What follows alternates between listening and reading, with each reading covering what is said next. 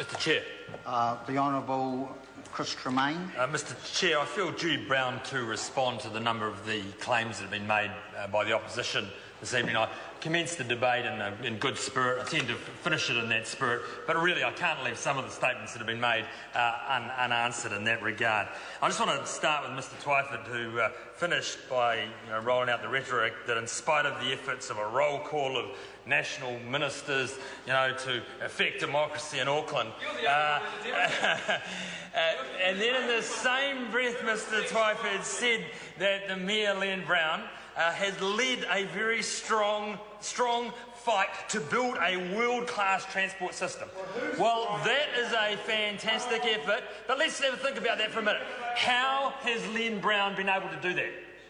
It's because we have one mayor and one council for Auckland who has a clear vision for the town, for the city, a clear set of priorities that he and his council can drive through. And how was that delivered? It was delivered simply by the fact that people like Rodney Hyde, who have been criticised in this House quite loudly tonight, actually had the temerity to go up and deliver a super city which has now got a clear vision and a set of priorities, which Mr Twyford supported tonight through a world-leading transport system. So thank you for that, Mr Twyford, and thanks for your support. But let's be clear about something very clear that didn't come out of the debate tonight. Who voted against the super city? Oh, that's right. The Labour Party and the Greens and New Zealand First. So it's kind of funny where we've got to now, supporting a central vision and a wonderful world-leading transport system, fantastic, but in the same breath, voting against the very system that allowed that to happen in the first place. So just wanted to make that point. I also want to reply to Mr Sir William CEO's comments about the costs and how Rodney Hyde rolled out additional costs and bringing it all together. Well, what we need to also understand is what the savings that this amalgamation has delivered. In the first year alone, $81 million. And over 10 years, you don't like it, Mr Williams, but there's $1.7 billion worth of savings over 10 years. That's the effort, and that's delivered lower rates overall across Auckland. So it's important that people know that.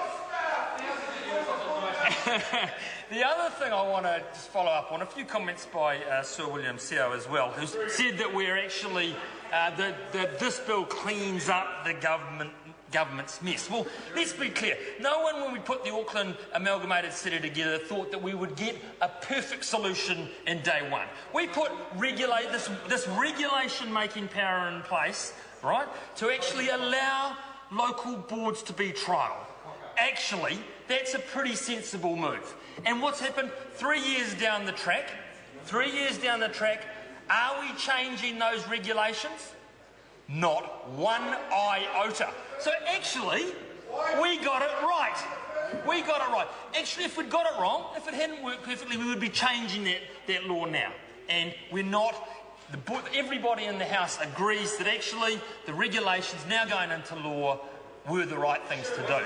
So actually, I'm pretty proud of what we've achieved there. I'm proud of what Rodney Hyde achieved. I'm proud of what the national government has achieved in pulling this together and delivering local boards. Last comment I want to make is in response to Tracy Martin, because she made a very good point about local boards. And I actually look forward to the support of Phil Twyford and the Labour Party and New Zealand First and the Greens to the legislation that will come into the House, the Local Government Amendment Bill at the end of the year, which allows local boards to go throughout the rest of the country. So we're providing that democratic opportunity and amalgamation opportunities throughout the rest of the country. So I look forward to your support and look forward to your support of those local boards, that provision, that option as we go down the track.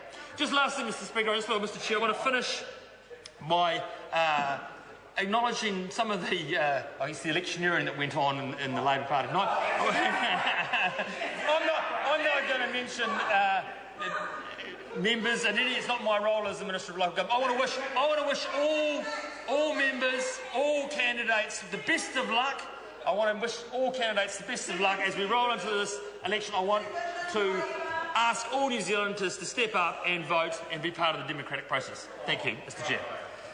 Members, we come to the vote on the clauses. The question is that Clause 1 stand part. Those of that opinion will say aye. To the contrary, no. The ayes have it. The question is that Clause 2 stand part. Those of that opinion will say aye. Aye. To the contrary, no. The ayes have it. The question is that Clause 3 stand part. Those of that opinion will say aye. To the contrary, no. The ayes have it. The question is that Clause 4 stand part. Those of that opinion will say aye. To the contrary, no.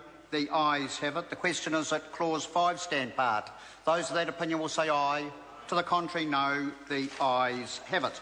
I will report this bill without amendment presently. Members, we now move to the Arts Council of New Zealand Toy